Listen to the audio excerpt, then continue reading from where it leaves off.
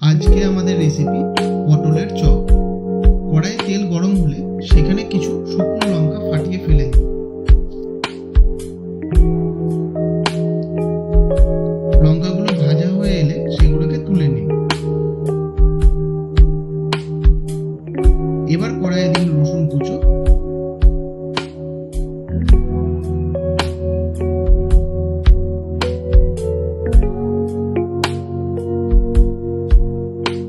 রসুনটা হালকা ভাজা হয়ে এলে তাতে দিয়ে দিন পেঁয়াজ কুচো।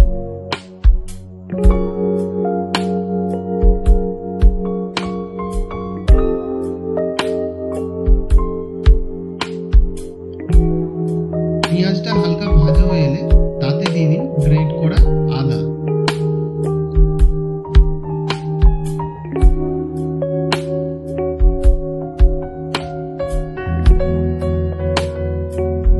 এবার দিয়ে দিন একটু হলুদ গুঁড়ো আর একটু স্বাদ মতো নুন।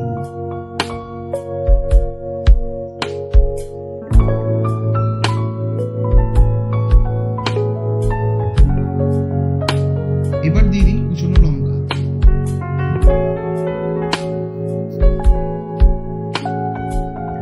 সেদ্ধ করা আলু এইভাবে ম্যাশ করে কড়াইয়ে দিন।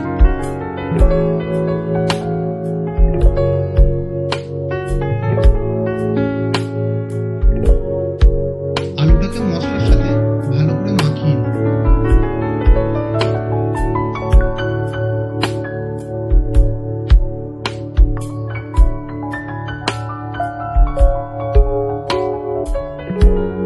এবার অল্প করে নুন দিয়ে ভেজে রাখা শুকনো লঙ্কাগুলোকে হাতে করে গুঁড়িয়ে নিন।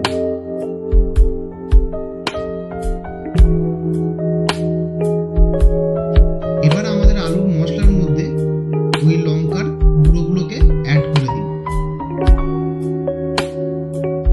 দিয়ে ভালো করে সেটাকে মিক্স করে নিন। তাহলেই তৈরি হয়ে যাবে আমাদের আলুর মশলা।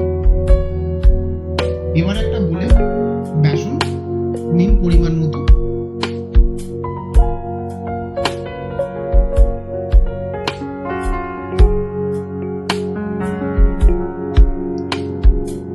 তাতে দিন অল্প একটু হলুদ, একটু লঙ্কার গুঁড়ো আর স্বাদ মতো নুন।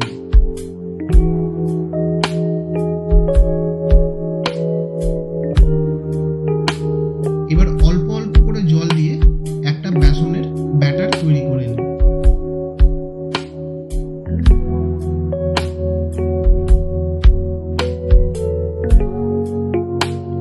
আমাদের ব্যাটারটা এবার তৈরি হয়ে গেছে। পটলগুলোকে এইভাবে কেটে আলুর মশলাগুলো আর একদিকে দিয়ে পটলের শেপ মতন করে নিন।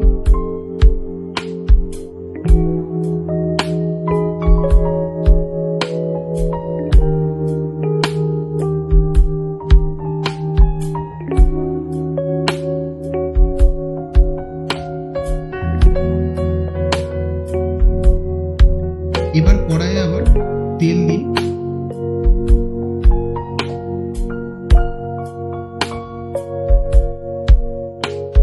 তেল গরম হলে 1 চামচ তেল বেসনের মধ্যে দিয়ে ভালো করে মিক্স করে নিন। এতে বড়াগুলি অনেক মুচমুচে হবে। এবার ওটি বেসনে ডুবিয়ে তেলে দিন।